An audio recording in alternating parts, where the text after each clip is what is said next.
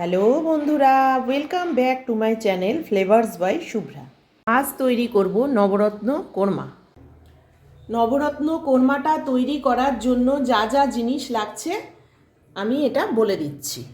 লাগছে ফুলকপি। ফুলকপিটাকে আমি লবণ একটু গরম জলে ভিজিয়ে রেখেছিলাম। মটরশুঁটি, টমেটো, ক্যাপসিকাম, বিনস, গাজর, কোয়াশ, আলু, দুধ, পনির।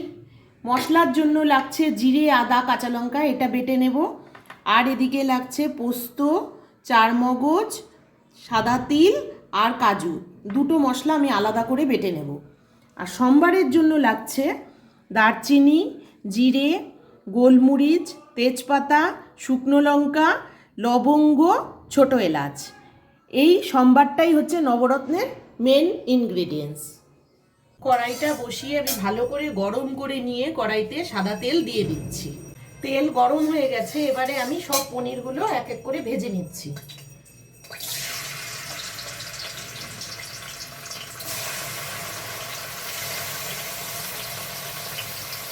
পনিরগুলো ভাজা হয়ে গেছে, এবারে আমি তুলে নিচ্ছি। পনিরগুলো একটু হালকা করেই ভাজতে হবে, বেশি লাল করা যাবে না। এই তেলেই এবারে সবজিগুলো এক এক করে সব ভেজে নেব। এখন দিচ্ছি ফুলকপি।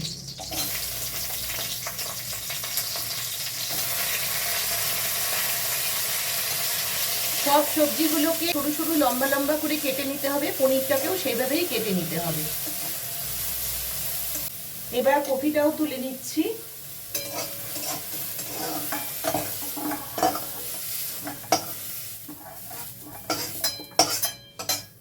আবারও ওই তেলটা একটু উঠিয়ে রেখেছিলাম, সেই তেল আবার অল্প দিয়ে আবার সবজিগুলো দিয়ে দেব। এখন দিচ্ছি আলু, কোয়াশ আর গাজর।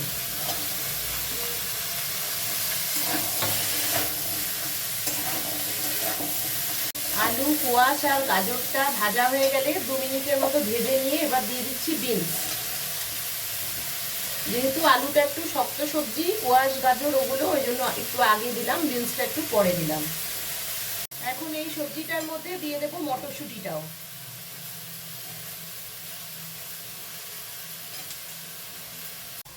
সবজিগুলো ভাজা হয়ে গেছে, এবার আবারও তুলে নিচ্ছি।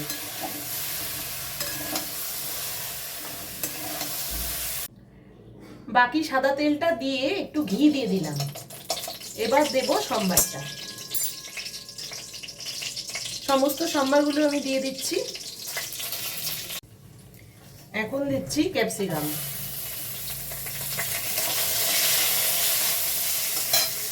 ক্যাপসিকাম দিয়ে টমেটোটাও দিয়ে দিলাম।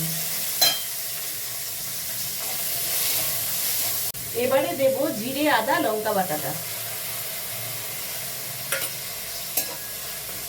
দিচ্ছি লবণ,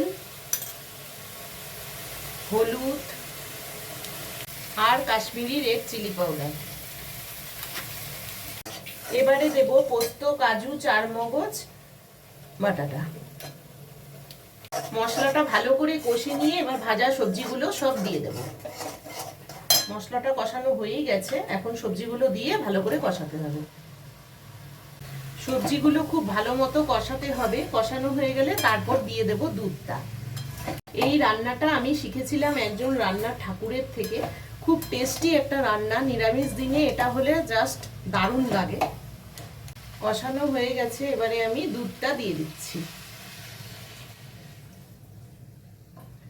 দুধটা দিয়ে এখন আমি সবজিগুলো সেদ্ধ হওয়ার জন্য একটু ঢেকে দেব।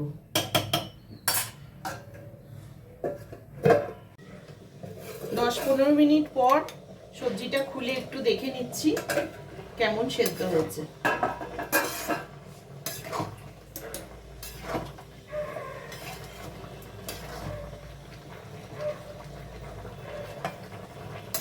সেদ্ধ হয়ে গেছে, এবারে দেব পনিরটা।